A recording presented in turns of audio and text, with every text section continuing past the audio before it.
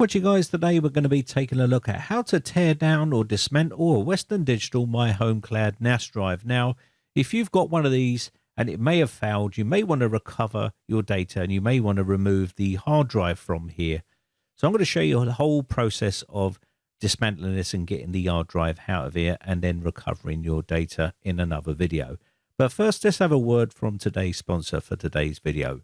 If you're looking for a cheap Windows 10 Pro key, then head over to CD Key Sales, register an account, and then click on the link in the video description to buy a Microsoft Windows 10 Pro OEM key.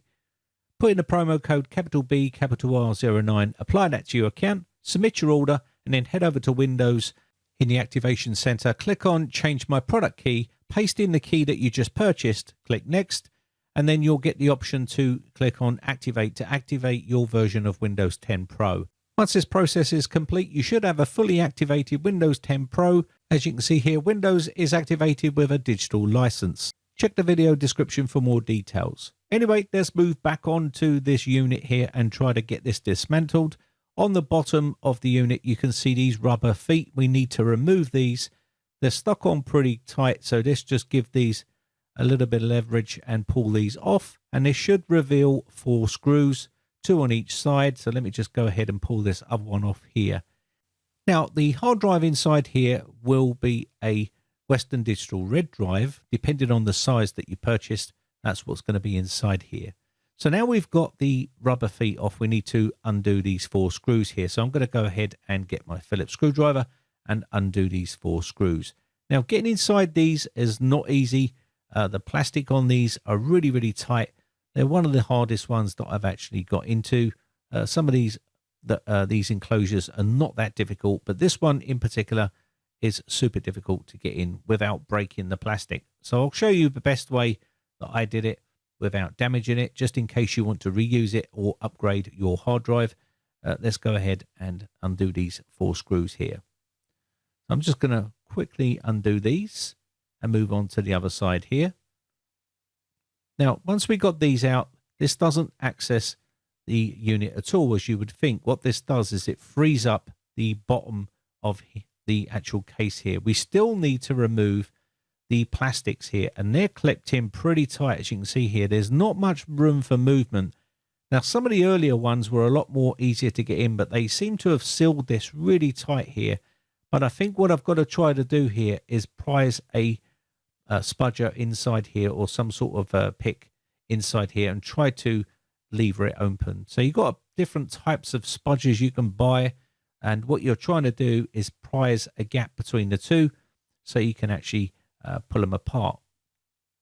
Now, I found this quite difficult to do, but what I did in the end was give it a bit of leverage like this to crack an opening, and then I pushed a pick inside here so I could then try to break the clip seal, because there's a couple of little clips on each side and we need to break these. You can see them just here, and you need to run along here and they will just crack, and you'll hear them go crack. Be careful, because you're trying not to snap the clips. But once you've got it open enough, you can get a pry tool in here, which is plastic, and just try to lever these clips up just like so. And once you've done this, this should give you access to remove the bottom part here, the silver bit.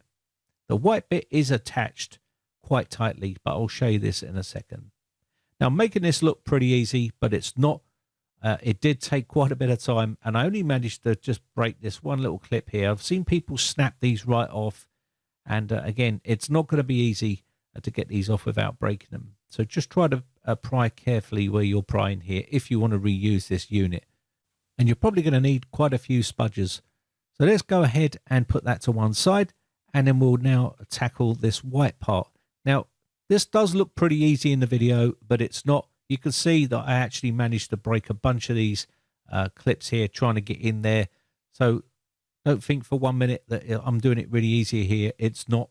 It's pretty difficult. Prying up under here is not going to do no good, as I found. It's down this side here is where you need to pry. There's a clip here and a clip on the other side, and you need to push down there with something thin so you can push it up like a screwdriver or something like that. But don't push up too hard, because you'll break the plastic. Once you get that done, you should have the plastic removed from the unit here. So I'll show you the plastic clips here. You'll see them, and they're not easy to get to. It's really tight, and it's these. You need to push them down, and that will allow you to lever off the white part of the unit here. There's one on each side here. It's packed on there pretty tight. So just take care where you're prying and take it nice and steady, and you should be able to release this plastic caddy here with the drive in it from its casing. So now what we need to do is undo a bunch of screws. So you can see some screws on this PCB board here, and there's also some 4 screws on the side which are Torx screws. So we need to undo all of these. These are the controller board here for the actual unit.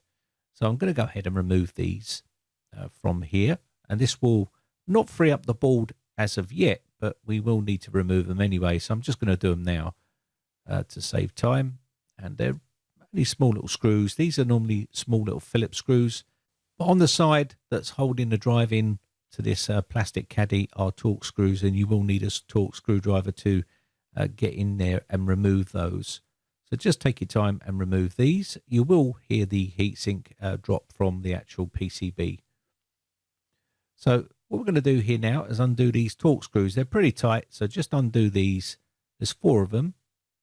And I need to release this drive from here. Once this is done, you should be able to pry the drive out and get access to the drive. Now, if you're looking to recover data on these, maybe the drive is still good and the actual board for the unit is failed, or it's causing you problems, it's corrupt, and you can't get your data off, then this is the way you can do it. You can actually use this method and get access to the drive. Now, it is a Linux-based operating system on here they've used, and it's not the easiest to recover data, but you can do it, and you just have to make sure that you don't remove the data like delete, full delete, or secure erase like I did. They got an article online that says push this button for 60 seconds, and what that did is completely secure erased all the data on the drive. So I now need to do a data recovery. So this is the actual controller board here that controls the actual drive itself, or NAS if you want to call it, and this is the brains of the unit itself. This is just a standard hard drive here, and it's a 4 terabyte version, Western Digital Red. So this is it here, pretty standard drive.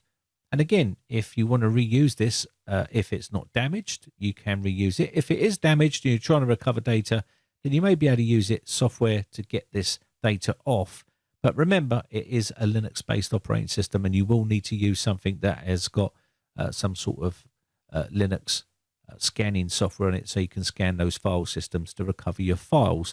I'll make another video showing you how to do that. If you want to see that video, let me know in the comments section below, and I'll do my best to make those videos for you. Now, there's not a lot of information on these Western Digital My Home Clouds about resetting the box. If you go there, it's going to give you a quick reset, and there's also a long reset, a 60-second one. If you do that one, bear in mind, once you do that 60-second reset, it will completely erase all of the data and build the file structure again, and that will stop the flashing white light. But the problem is you're going to end up losing all your data, and they don't tell you that until you click on the next page, which tells you it's a secure erase. So be careful if you're using that method. Now I need to try and recover the data on this drive. I think the drive is packing up as well, so I need to be careful which way I tackle it. Anyway, my name has been Brian from briteccomputers.co.uk. Thanks again for watching. Big shout out to all my YouTube members who join my YouTube members group. I appreciate the support. Have a lovely weekend, and I shall see you again real soon for another video. Bye for now.